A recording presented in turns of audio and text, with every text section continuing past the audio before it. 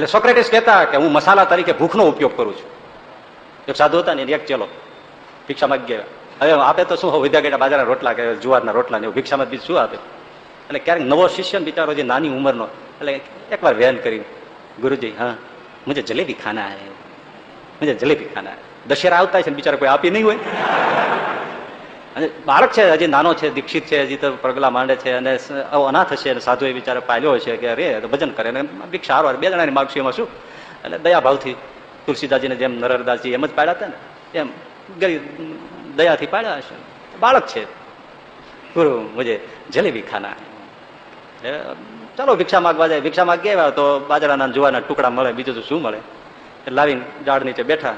પાછું ઓલે કીધું ગુરુજી મુજે જલેબી ખાના. હા આને ઢાંકી દે, જલેબી થવા દે.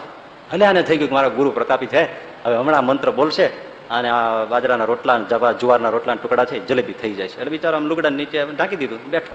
1-2 કલાક વહી ગઈ. ગુરુજી ભૂખ લાગી તો જોજી જલેબી થઈ ગઈ.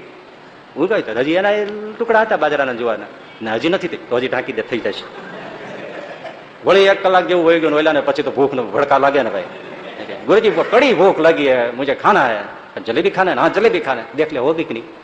એટલે કપડું ઉંચકાવી જોવે હજી એના ટુકડા તો નથી થાય. અભી નહીં હોય ઢંક દે ને હો જાયગી જલેબી. એટલે ગુરુ ખાતે વાજા કઈક મંત્રો આમ તેમ બોલે. વળી 1 કલાક કાઢી નાખ્યો. એટલે તો છાતી પેટ 2 મીંડો કૂટવા. મુજે જલેબી નહીં ખાના, જો હો સો ખાના હે.